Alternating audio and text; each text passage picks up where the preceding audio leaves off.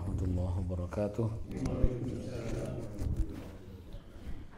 Alhamdulillahirabbil alamin wa bihi nasta'inu ala umuri dunya waddin. Asyhadu an la ilaha illallah wahdahu la syarikalah wa asyhadu anna Muhammadan abduhu wa rasuluh wa la nabiyya ba'dah. Allahumma fashalli wa sallim ala hadan nabiyil karim wa ala alihi wa sahbihi ajma'in. Allahumma subhanaka la ilma lana illa ma 'allamtana wa 'allimna ma yanfa'una wa zidna ilman. Rabbana atina fid dunya hasanah wa fil akhirati hasanah wa qina adzabannar. Alhamdulillah kita diberi kesempatan oleh Allah SWT untuk kembali ta'lim, untuk kembali menuntut ilmu agama yang merupakan kewajiban kita semua. Hadis hari ini kita akan ambil dari kitab Adabul Mufrad sebagaimana kajian rutin kita, bab tentang ini at-tayyarah. Tayyarah itu tatayur ya. Ini dibahas lagi oleh Imam Bukhari ini. Sebelumnya udah tapi ini diulang. Mungkin menguatkan ya atau ada riwayat baru tentang bab itu. Sepertinya dulu pernah gitu. Tapi nggak apa-apa, kita sekalian ngulang aja.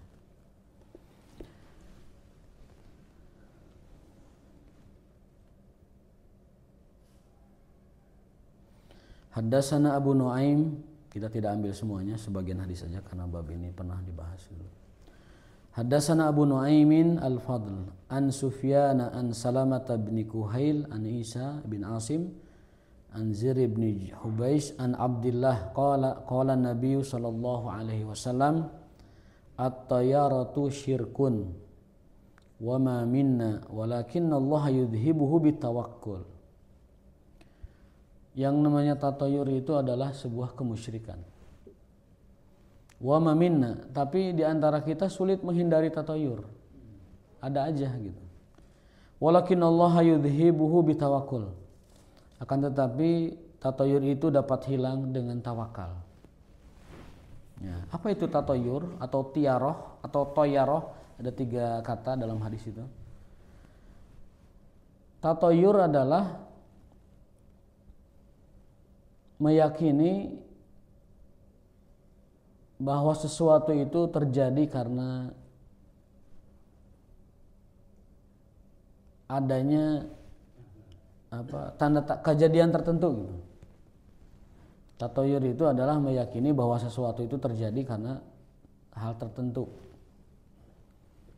Yang orang dulu biasanya meyakininya itu dari contohnya isyarat-isyarat dari suara burung misalnya, bahwa kalau burung berkicau di malam hari ini akan besok ada tanda ini kematian. Korea atau cingcuing ya. Itu namanya tatayur. Atau misalkan ada yang mengaitkan bahwa kecelakaan tertentu ya, madorot tertentu itu gara-gara ada hewan tertentu atau kejadian tertentu. Nah itu namanya tatayur. Dari kata tuyur atau toir artinya burung, karena orang jahiliyah biasa mengaitkan satu kejadian dengan suara burung itu. Tetapi pada hakikatnya bukan hanya suara burung, banyak hal-hal lain yang membawa kita kepada tatayur ya, contohnya mau berangkat kerja ngalindes kucing, lalu ada keyakinan wah ini picalakan, itu tatayur itu tatayur. Atau kematian seseorang dikaitkan dengan gejala alam tertentu. Nah itu tatayur. Wah ini ada gerhana nih, anu maut berarti. Aya pelangi, wuwungan, wuwungan apa namanya? Pelangi itu bahasa Sunda teh. Samagaha. Bukan gerhana samagaha. Katumbiri. Katumbiri. Wah iya aya bidadari keur mandi dan lain sebagainya. Jadi tatayur itu adalah mengaitkan kejadian atau peristiwa dengan gejala alam tertentu. Itu namanya tatayur. Bisa dengan penglihatan, kita melihat apa, ini bakal ini. Kita manfaat akan datang, madorot akan datang, ya dikaitkan dengan suara tertentu, gitu. Itu namanya tatayur. Bisa juga dengan pendengaran. Kita mendengar suara apa dikaitkan dengan kejadian tertentu, bahwa akan terjadi manfaat atau terjadi madorot kalau ada suara tertentu gitu. Itu tatayur. Jadi definisi tatayur itu meyakini akan ada manfaat atau madorot diakibatkan oleh suara tertentu atau penglihatan tertentu. Hal ini kenapa di dalam Islam serius urusannya? Karena hal tersebut dapat merusak dan menegasikan tawakal. Jadi hilang tawakalnya kepada Allah akhirnya. Gitu. Padahal Allah memerintahkan fa'idha azamta fatawakal ala Allah. Kalau kamu sudah punya niat, laksanakan saja. Tawakal kepada Allah. Nah, ini orang yang terpapar oleh tatayur, orang ini jadi tidaknya melakukan sesuatu itu bukan karena tawakal, tapi karena keyakinan dia ini akan terjadi ini akan terjadi. Ya.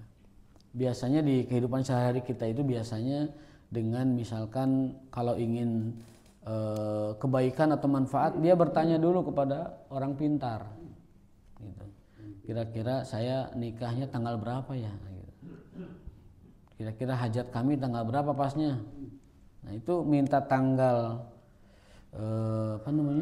hari baik itu juga bagian dari tatayur, karena dia tidak tawakal kepada Allah, malah tawakal kepada pananyaan.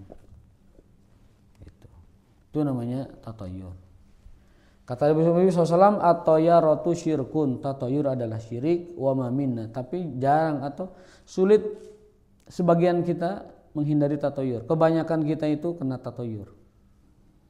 Tetapi kata Rasulullah SAW, tatayur dapat hilang dengan tawakal kepada Allah Subhanahu wa taala. Jadi semua kita bisa terpengaruh tatayur, Pak. Cuman ada yang mengikuti bisikan itu, ada yang menolaknya. Kalau yang mengikuti berarti dia jatuh kepada kemusyrikan. Kalau dia tidak mengikuti, tatayurnya ada tapi tidak diikuti dan mengatakan tawakkaltu 'ala Allah, la haula wala quwata illa billah. Maka dia menghilangkan tatayur tersebut. Hadis kedua dari Abu Hurairah, anna Abu Hurairah radhiyallahu an qala sami'tu an-nabiy sallallahu alaihi wasallam yaqul la tayarata wa khairuhal fa'lu. Nabi SAW bersabda, tidak ada tatayur dan yang paling baik adalah orang yang al-fa'lu, punya optimisme. Jadi lawan dari tatayur adalah optimis. Bahasa Arabnya al-fa'al. Ya, la tayarata huwa khairuhal fa'lu. Tidak ada tatayur, sebaliknya yang paling baik adalah dengan bersikap al-fa'lu, optimis. Harus optimis, tidak boleh ada tatayur. Qalu wa mal fa'lu, apa itu fa'al ya Rasulullah? Beliau menjawab, kalimatun sholihatun yasma'uha ahadukum. Al-fa'lu itu adalah ucapan baik, ucapan harapan yang diucapkan oleh orang-orang di antara kalian. Jadi Rasulullah SAW mengatakan tidak ada tatayur, yang ada itu adalah optimis. Dalam Islam tentunya ya, dalam Islam tidak boleh ada tatayur, yang harus ada itu optimis. Al-fa'al. Mau pagi hari itu keadaannya gimana, mau hari apapun kondisinya gimana, kalau sudah memang dia ada rencana, harus optimis. Al-fa'al. Yakin. Alaikum bil fa'li. Yakin bahwa manfaat madarat itu semata-mata itu adalah kerjaannya Allah, bukan kerjaannya makhluk-makhluk yang mengganggu kita dengan pendengaran atau mengganggu kita dengan penglihatan. Ya, pagi-pagi, wah ada kupu si rama-rama nih, wah ada tamu nih pasti. Ada tamu agung ini. Ya, berharap di situ ada kebaikan. Nah, mengaitkan bahwa akan ada manfaat gara-gara kupu-kupu itu datang, itu bagian dari tatayur. Ya. Kalau mau setiap hari pun tetap harus berharap baik, namanya itu optimis. Besok hari baik. Optimis itu, besok adalah hari baik, hari sukses. Tidak dengan tatayur bahwa karena besok ini begini maka akan jadi hari baik. Nah, itu yang nggak boleh. Ya. Dalam Islam tidak ada hari sial, tidak ada hari hari mujur. Semua hari itu dalam Islam baik. Karena hari itu adalah hari-harinya Allah Subhanahu wa taala. Tidak ada. 13. Atau tadi itu 13, keramat angka 13. Itu juga bagian dari tatayur.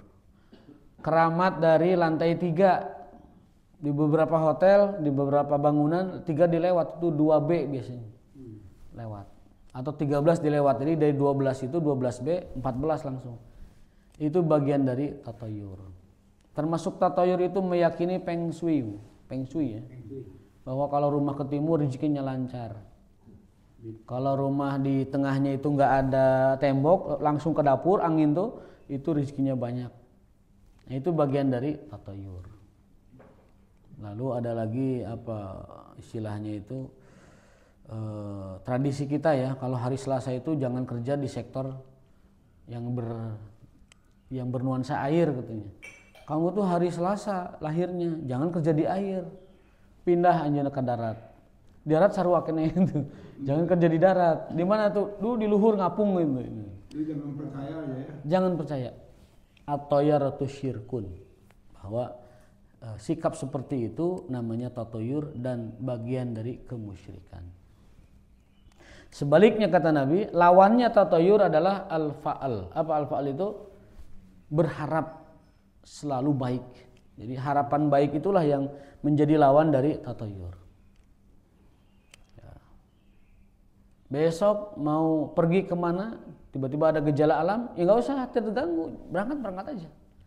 Bismillahirrahmanirrahim, la haula wala quwata illa billah. Kata Nabi, barang siapa yang keluar rumah membaca doa Bismillahirrahmanirrahim, la haula wala quwata illa billah, maka nanti di luar rumah satu akan dijaga. Yang kedua diberi petunjuk tidak nyasab. Yang pertama dijaga dari bahaya fisik atau non fisik. Yang kedua diberi petunjuk. Yang ketiga diberi kecukupan. Beri kecukupan. Yang keempat dijauhkan dari setan. Itu orang yang keluar rumah baca Bismillahirrahmanirrahim. Jadi jangan berani keluar rumah sebelum baca doa ini. Bismillahirrahmanirrahim. Bahasa Indonesianya boleh bahasa Indonesia. Bahasa Arab. Gak boleh bahasa Indonesia. Kan mudah. Bismillahi tawakkaltu 'ala Allah. Bismillahi tawakkaltu 'ala Allah. La haula wala quwata illa billah. Itu orang yang membaca itu, Nabi menjamin akan dicukupi di luar rumahnya, akan diberi petunjuk, akan dijaga dan dijauhkan dari setan. Itu janji Nabi SAW kepada. Nah, di dalam akidah kita, tatayur itu hanya boleh kepada Allah. Innama ta'irukum indallah. Tatayur kalian itu hanya kepada Allah. Contohnya apa? Kita harus meyakini bahwa hari paling sial itu adalah hari di mana kita berbuat dosa. Nah, itu namanya tatayur kepada Allah. Dan hari paling diberkahi itu adalah hari di mana kita memulai hari itu dengan ibadah. Kita baca Quran 3 halaman. Nah, insya Allah hari ini hari berkah. Mengawali dengan sholat subuh berjamaah. Ya. Hari Jumat itu hari keberkahan karena di sana ada ibadah Jumat Sayyidul Ayam. Jadi kata Al-Quran, innama ta'irukum indallah. Tatayur kalian itu hanya kepada Allah. Contohnya meyakini, misalkan begini, kalau kita sholat Allah akan mudahkan urusan. Itu tatayur kepada Allah. Kalau kita baca Quran, Allah akan tenangkan hati kita. Kalau kita qiyamul lail, Allah mudahkan rezeki dan hari-hari kita. Kalau kita witir, Allah mudahkan. Nah, itu namanya tatayur kepada Allah. Itu orang beriman tuh tatayurnya kepada Allah. Innama ta'irukum indallah. Kalau orang kafir enggak. Ini tatayurnya kepada makhluk, kepada apa? Dukun, kepada burung, kepada gejala alam dan lain sebagainya. Jadi tatayur yang dibenarkan hanya tatayur kepada Allah.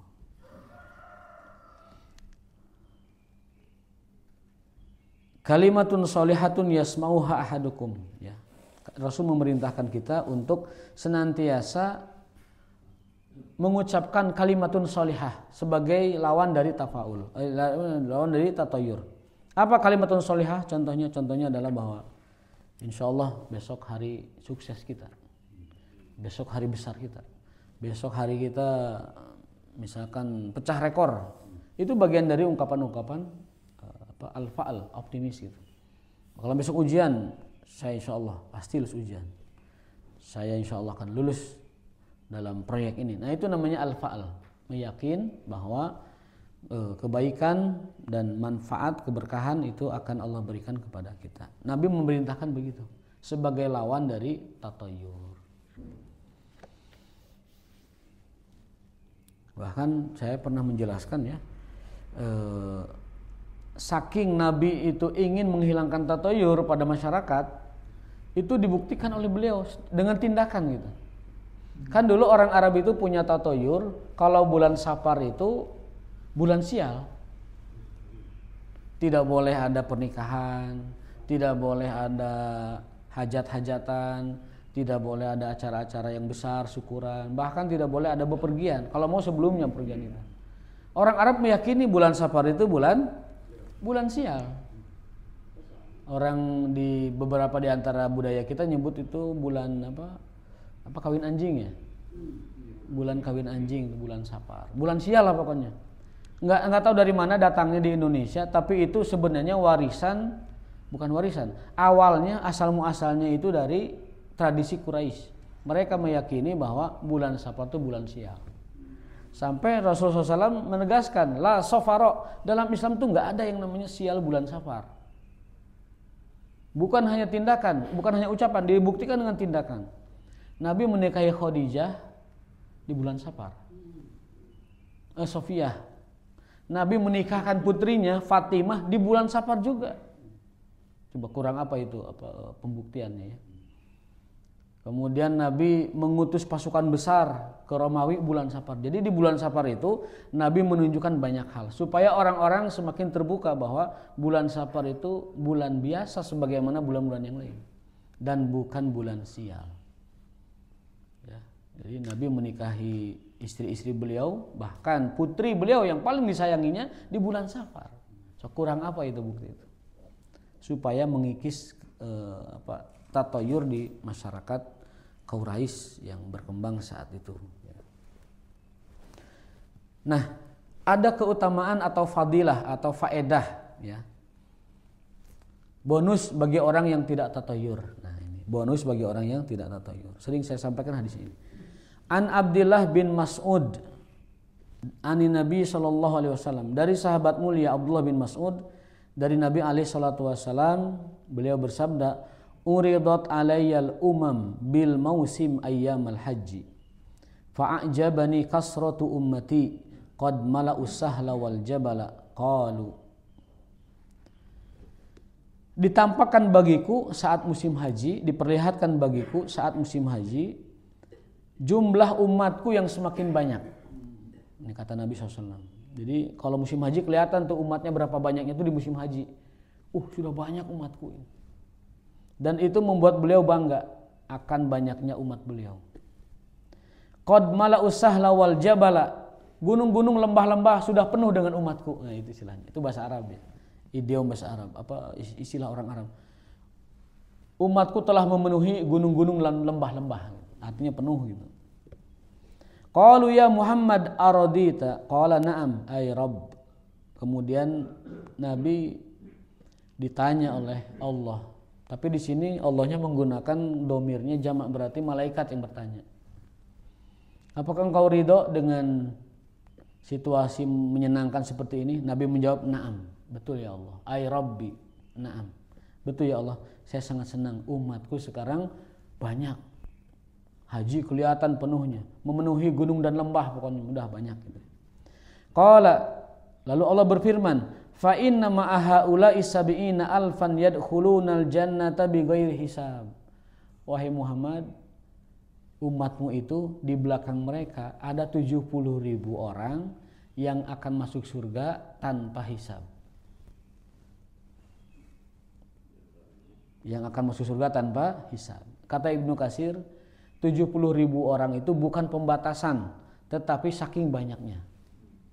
Itu biasa dalam bahasa Arab menyebutkan angka banyak itu begitu. Seperti Nabi bersabda akan muncul 30 para pendusta dajjalun, nabi palsu, tapi kan faktanya lebih dari 30 sampai sekarang. Ya kan? akan muncul 30 nabi palsu. Tapi bukti sekarang lebih dari 30. Itu berarti saking banyaknya. Umatku akan terpecah menjadi 73 kelompok, semuanya di neraka kecuali satu. Ahlus sunnah wal jamaah. Siapa? Orang yang berdiri di atas ajaranku dan ajaran sahabat-sahabatku. Itu yang selamat. Nah, 73 itu bukan pembatasan, tapi saking banyaknya. Umatku akan berpecah-pecah menjadi kelompok yang banyak. Kulluhum finnar illa wahidan. Seluruhnya di neraka kecuali satu.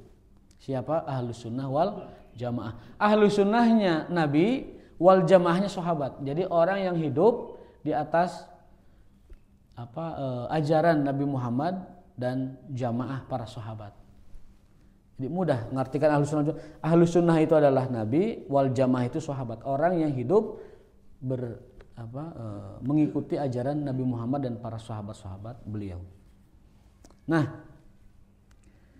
itu Nabi mengatakan, Allah berfirman dalam hadis ini kepada Nabi Muhammad SAW, wahai Muhammad, dari umatmu itu ada 70.000 orang yang masuk surganya tanpa hisab.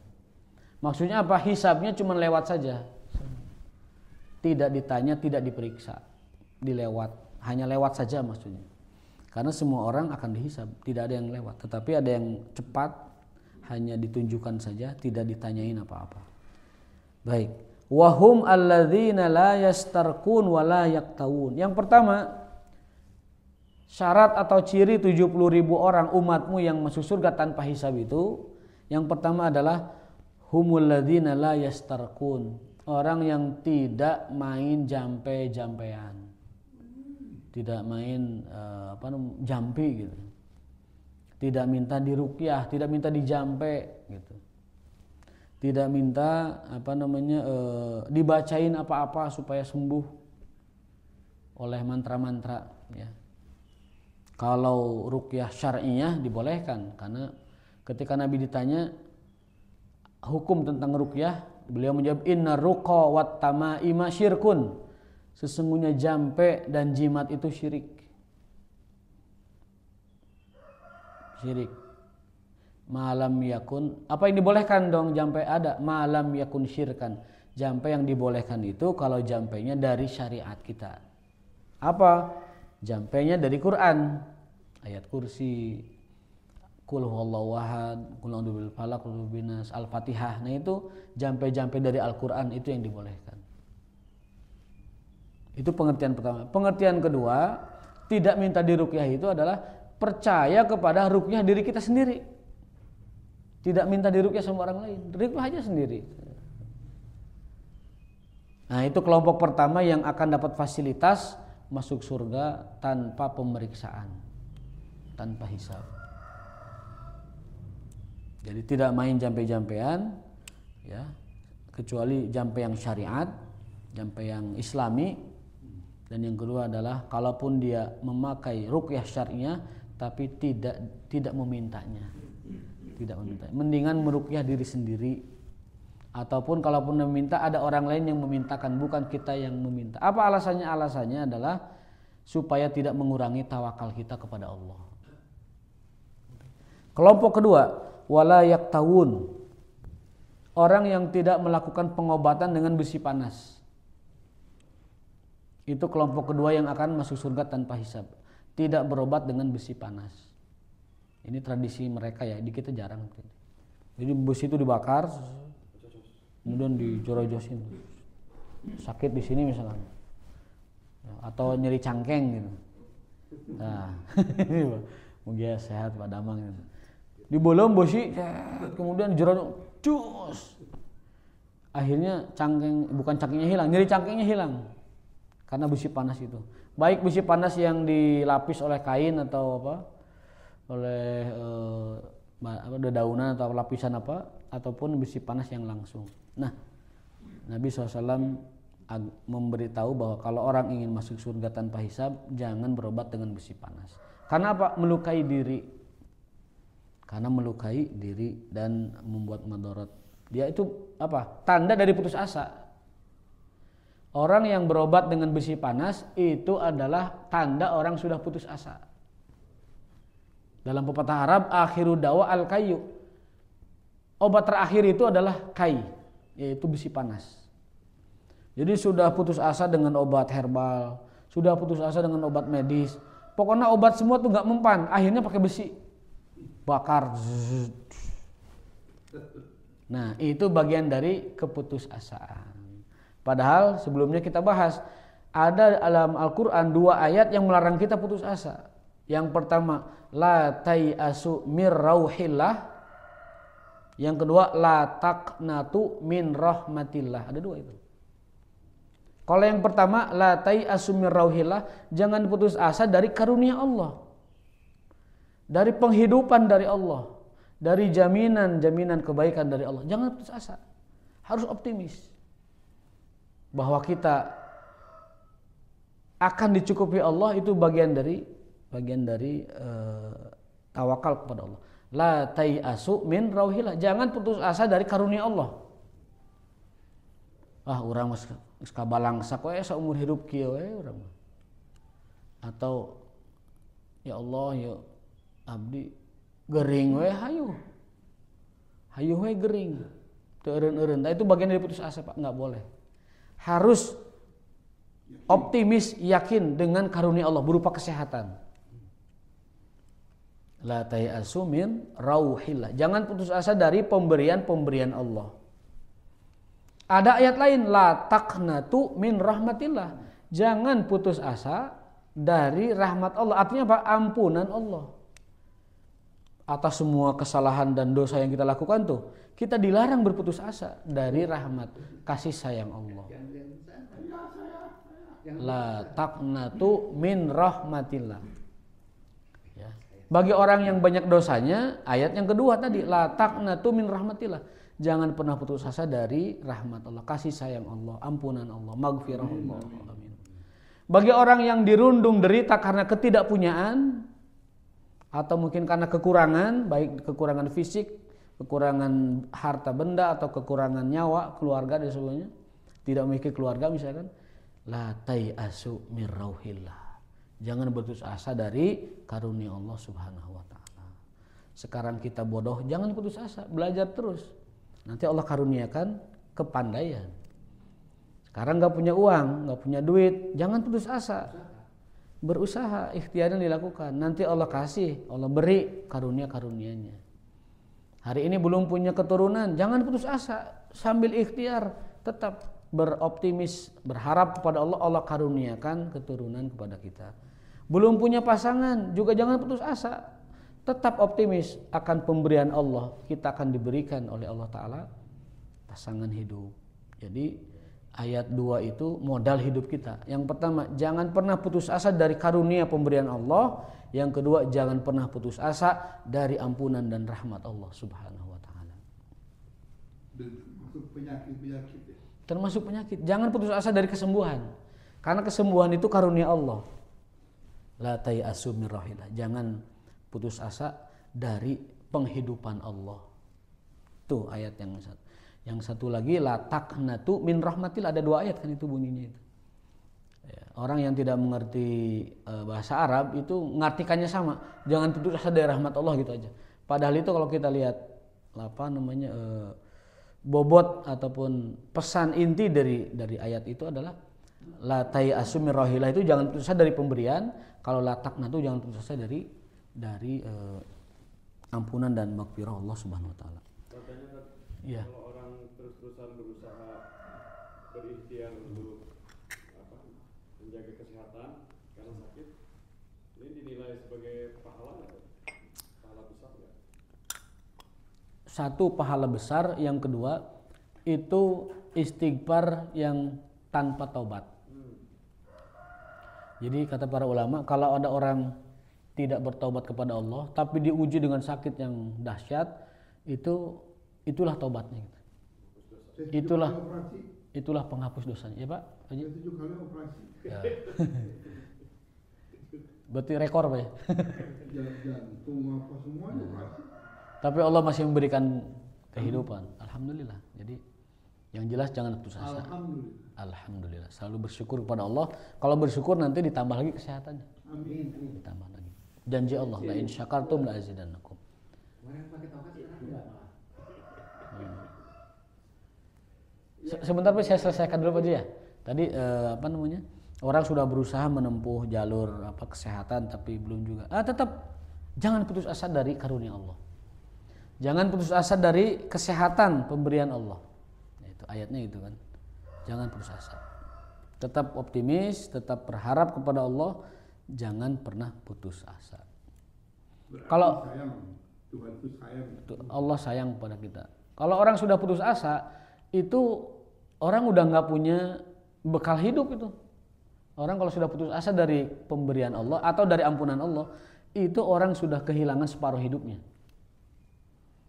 Kan selama ini yang menghidupkan kita tuh harapan, Pak. Selama ini yang menghidupkan kita tuh harapan. Saya berharap dapat mendidik anak saya sampai sukses, sampai menikah, sampai berkeluarga. Saya berharap itu yang menjadi kita sekarang masih survive hidup itu harapan. Kalau harapan sudah nggak ada, ya separuh hidup kita hilang udah. Jadi kemanapun lempangnya lang layesin, jadi nggak jelas, harapan nggak punya begitu. Nah itu, jadi jangan pernah putus asa. Pokoknya kuncinya itu, la tai'asu min rauhillah wala taqnatu min rahmatillah. Gitu. Iya Pak Haji, monggo punten tadi potong. Gimana pertanyaannya tadi Pak? Ada menanggapi masalah 70.000 ya. Itu kalau mereferensi dari tafsiran bahwa hitungan waktu satu hari itu kalau menurut Allah itu kan tafsiran itu sebenarnya kan ribuan tahun gitu katanya. Sehingga kalau 10.000 orang itu juga bukan angka definitif menurut saya. Jadi tafsirannya itu bukan satu lambang aja. Betul. Termasuk misalnya kiamat itu kan dari dulu disebutkan bahwa kiamat sudah dekat. Iya. Tapi sudah 1400 tahun ternyata belum ada tanda-tanda. Masih Kalau dekat ukuran juga. dekat kita ini kan misalnya sini saya hatinya dekat. Gitu. Jadi dihitung dari faktor itu ternyata juga tidak merupakan satu hal yang Tandanya belum beres Pak. ya, Tanda-tanda kiamat belum beres. ya. Masih ada yang lain. Yang pertama 70.000 itu bukan pembatasan kan tadi pertama ya. Bukan pembatasan, kiasan saking banyaknya. Jadi disebutkan 70.000 itu dalam istilah orang Arab itu banyak Pak. Istilahnya banyak gitu. Yang kedua, hari kiamat dekat itu memang dunia ini tinggal kiamat saja Pak. Tidak ada kejadian lain, Nabi sudah nggak ada. Sudah tidak ada lagi pengutusan Nabi dan Rasul. Berarti umat manusia ini sudah dekat dengan kiamat. Nabi mengisyaratkan, menyebutkan ada tanda kecil kiamat itu ada 160 tanda. Tapi yang baru terjadi kan sekitar 90 tanda. Berarti masih ada sekitar 60 atau 70 tanda yang belum terjadi. Gitu. Itu tanda kecil. Tanda besar belum ada yang terjadi sama sekali malah. Di antara tandanya itu selama ada orang masih menerima bantuan atau sedekah atau zakat, kiamat masih jauh. Itu tanda besar, Pak. Tanda besar itu sudah kalau sudah terjadi pasti langsung terjadi. Ini tanda kecilnya masih banyak yang belum beres, belum terjadi maksudnya. Lan taqumas saah, tidak akan terjadi kiamat hatta yafidul mal, hingga harta itu melimpah. Sampai layak balu ahadun, sampai orang tidak menerima sedekah dari temannya. Saking orang pada makmur, nggak ada yang menerima sedekah, Pak. Itu tanda kiamat. Tanda kecil. Kan buktinya sekarang masih banyak orang menerima sedekah. Pokoknya saya meyakini kalau masih ada bansos, kiamat jauh keneh, Pak. Makanya bersyukur kita di Indonesia masih ada bansos. Mun aya keneh nu ngantri bansos, tandana kiamat jauh kan, masih jauh. Gitu. Kalau yang pembagian zakat masih ada yang ngantri ke sini, masih ada yang nerima zakat fitrah yang kita sebarkan, kiamat masih jauh. Tapi jangan katakan juga bansos itu pengaman kiamat, jangan.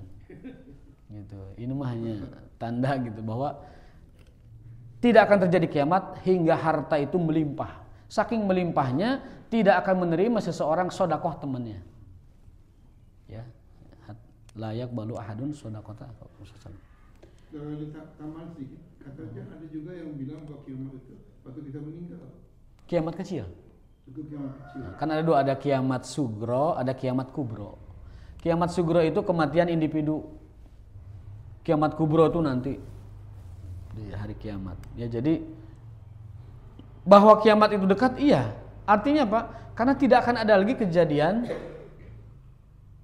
kecuali kiamat, kejadian besar ya. Apa maksudnya? Sudah tidak ada lagi pengutusan Nabi dan Rasul. Sudah dipungkas. Berarti apa? Berarti Allah SWT sudah menutup hidayah atau syariat baru. Sudah nggak ada. Nabi Muhammad lah itu terakhirnya. Dan yang kedua, Nabi Isa juga sudah sudah diangkat ke langit untuk nanti turun kembali meneruskan misinya, yaitu tauhid, mengislamkan kembali orang-orang yang keluar dari ajaran Islam. Nah, kita lanjutkan lagi ya. Jadi yang pertama, orang yang masuk surga tanpa pemeriksaan, tanpa hisab. Yang pertama tidak main jampe-jampean. Yang kedua tidak berobat dengan besi panas. Karena putus asa dia berobat dengan obat lain. Akhirnya dia pakai besi. Yang ketiga adalah wala yatatoyarun. Ini tema kita nih, tidak tatoyur. Tidak tatoyur. Kalau kita ingin masuk surga tanpa hisab, jangan melakukan atau jangan mempercayai tatoyur. Dan yang keempat, wa ala rabbihim yatawakkalun. Mereka itu bertawakal kepada Allah. Jadi berarti ada 4 ciri orang yang masuk surga tanpa hisab. Yang 70.000 orang itu, satu tidak main jampe-jampean, yang kedua tidak berobat besi panas, yang ketiga tidak main tatoyur atau tidak percaya tatoyur, yang keempat tawakalnya hanya kepada Allah. Qala Ukasah fad'ullaha ayyaj'alani minhum. Ya Rasul, ada sahabat namanya Ukasah. Ya Rasul, doakan saya termasuk 70.000 itu. Qala Allahumma ja'alhu minhum. Ya Allah, jadikan Ukasah yang termasuk satu dari 70.000 orang itu. Faqala rajulun akhar, yang lain ada yang ngacung juga. Ya Rasul, saya juga doain dong. Faqala sabaqaka biha Ukasah. Oh, kapihulaan ku si Ukasah kamu. Artinya apa? Artinya ini ya bukan pembatasan gitu. Masih banyak ya, kesempatannya masih banyak. Soalnya kalau 70.000 itu batasan, sahabat aja ada 120.000 kan gitu. Sahabat ada 120.000.